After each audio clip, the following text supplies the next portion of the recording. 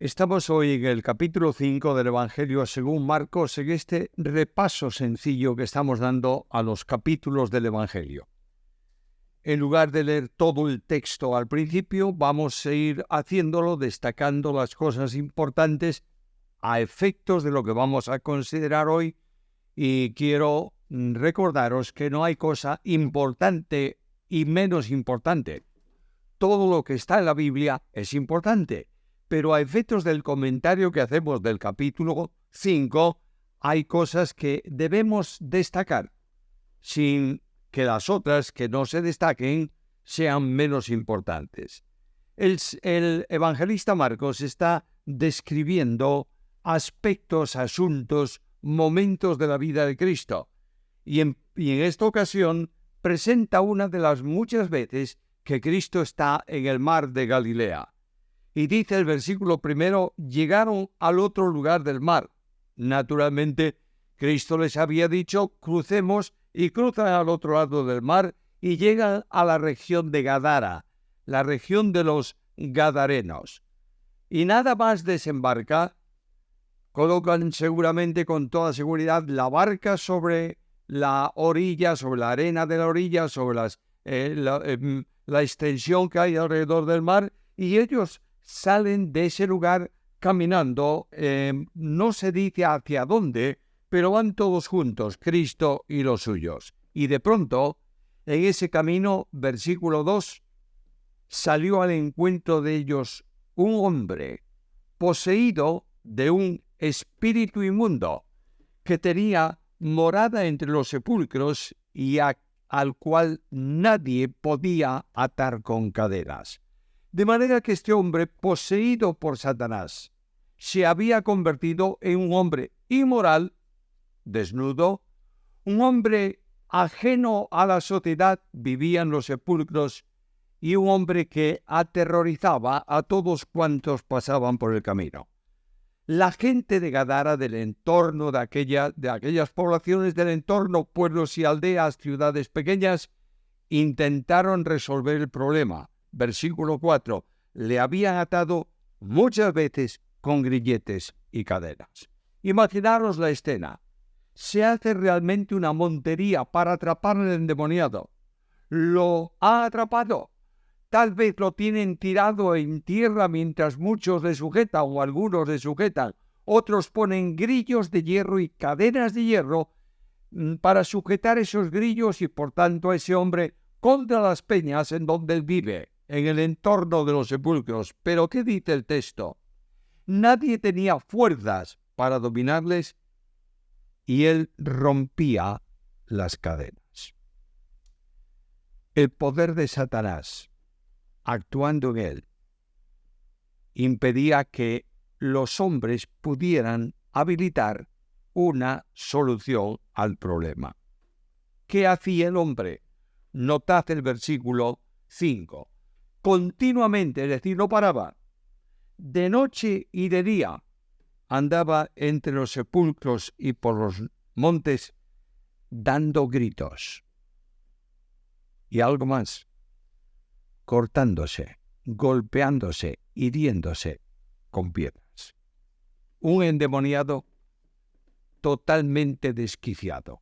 El demonio estaba utilizando a este hombre en un camino de destrucción personal, y de pronto este hombre ve a Jesús.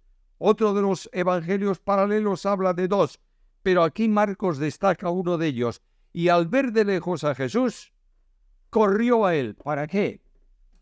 Para adorarle.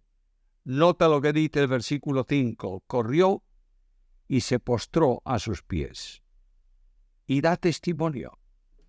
Y gritando con gran voz le dijo: ¿qué tengo yo que ver contigo, Jesús, Hijo del Dios Altísimo? Te conjuro por Dios que no me atormentes. ¿Qué es lo que tengo yo de comunión? Estoy endemoniado. Soy instrumento del demonio. ¿Qué tengo yo que ver contigo? No me atormentes. El demonio sabía que Cristo no iba a permitir por mucho tiempo más que se posesionara de aquel pobre hombre. Y Jesús le decía: sal del hombre, espíritu inmundo. Ahora, hay un diálogo tenso entre Cristo y el endemoniado. Jesús le pregunta, ¿cuál es tu nombre? Y él le dice, mi nombre es Legión, porque somos muchos. Es probable que el endemoniado hubiera visto por el camino el tránsito de alguna de las legiones romanas. Una legión romana estaba compuesta por 6.000 hombres, un número importante en aquel tiempo de forma especial. Y él dice, yo soy legión, porque somos muchos. No define cuántos demonios tenía, y probablemente no eran 6.000 demonios los que tenía él. Podía ser un demonio fuerte o más de uno, pero el caso es que él dice, es como si tuviese una legión de demonios en mí. Y le suplica a Cristo con insistencia que no los envíe fuera de la región. Es interesante notar que los demonios están especializados en ciertas regiones de la tierra para su ministerio diabólico. De manera que lo que ellos le piden al Señor es, no nos deje salir del entorno que nosotros conocemos, en el cual estamos acostumbrados a funcionar. Y Cristo no responde inmediatamente a los demonios, pero Marcos hace la descripción. Allí en la ladera del monte una gran piara de cerdos, 2.000, según los evangelios sinópticos, y los demonios le ruegan, envíanos a los cerdos para que entremos en ellos. ¿No te llama la atención? ¿Por qué motivo piden entrar en los cerdos? ¿Cuál es la razón? ¿Qué van a hacer ellos en los cerdos y con los cerdos? Y Cristo les permite que vayan a los cerdos, y ellos van a los cerdos. Y la piara endemoniada corre campo a través hasta que llegan, estaba distante el lugar donde esto ocurre del mar de Galilea, de la ladera del mar de Galilea, de los acantilados no muy altos que hay allí en el mar de Galilea. Pero todos los cerdos se tiran por el despeñadero al mar, y dice que se ahogaron. Claro, imagínate la reacción de los que cuidaban de los cerdos. Salen espantados por lo que habían visto, y aparte que como cuidadores de los cerdos tenían cierta responsabilidad ante los dueños de los cerdos, y llegan al lugar y cuentan lo sucedido, y la gente de la ciudad sale para ver qué había pasado. Y ahora nota el versículo 15. Llegan a donde estaba Jesús y quedan contemplando al endemoniado. Ya no era endemoniado. Estaba sentado. Aquel que había recorrido permanentemente todos los sepulcros y las laderas donde estaba sentado, no corría incesantemente. Había cambiado su moral, estaba vestido. Y había cambiado su mente, estaba en su sano juicio. Al mismo que había tenido la legión. ¿Resultado? Les entró miedo. Aquel Jesús, aquel hombre que estaba allí, era lo suficientemente poderoso para hacer cuanto quisiera, y ellos tienen miedo de la actuación de Jesús. Y le piden que se vaya. Y cuando alguien rechaza a Cristo y pide que se vaya, Jesús consiente. Y Cristo camina con los suyos hacia la barca. Detrás de ellos, el que había sido endemoniado.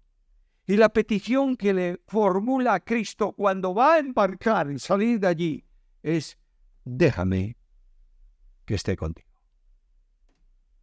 Y yo me imagino la bondad de Cristo expresada en su rostro, que dice al endemoniado, no, yo tengo una misión especial para ti. Vete a tu casa, a los tuyos, y cuéntales cuánto el Señor ha hecho por ti y cómo tuvo compasión de ti. Y él fue y comenzó a proclamar en Decápolis cuánto había hecho Jesús por él, y todos se admiraban. Permíteme que deje volar mi imaginación. No es bueno imaginarse cosas que no están en la Biblia, pero permíteme poner esto como ilustración de lo que bien pudo haber acontecido. Imagínate que el endemoniado entra en una de las ciudades en donde vive alguno de los dueños de los cerdos que había perdido su ganado en el mar, muerto en el mar. Y le dice: quiero hablarte de Jesús. Y aquel hombre reaccionaría violentamente contra el endemoniado: déjame de Jesús, mira lo que hizo con mis bienes y con mis cosas. Y este endemoniado, ex endemoniado, este hombre que había sido liberado de los demonios, se pararía tal vez delante de él para decirle: es que tú no sabes lo que significa sentir el dolor de los hierros en las muñecas y en los pies, y las cadenas clavadas en la roca. Y tú no sabes lo que significa sentir el fuego del infierno ardiendo dentro de ti. Pero yo sí. Cristo me ha transformado. La próxima vez que Cristo viene a aquella región, todos le estaban esperando, y aquí debo aprender una lección. El evangelio que el mundo necesita hoy, el mensaje de salvación, no es solo una comunicación con palabras, sino una realidad de la vida. Solo cuando el mundo ve la transformación que el poder de Dios hace en el creyente, tiene interés en el Jesús, no de la teología, sino de la verdad, del camino y de la vida. La primera lección del capítulo es cómo estamos testificando hoy. Marcos entra a describir a continuación, versículos 21 al 24, 2 milagros.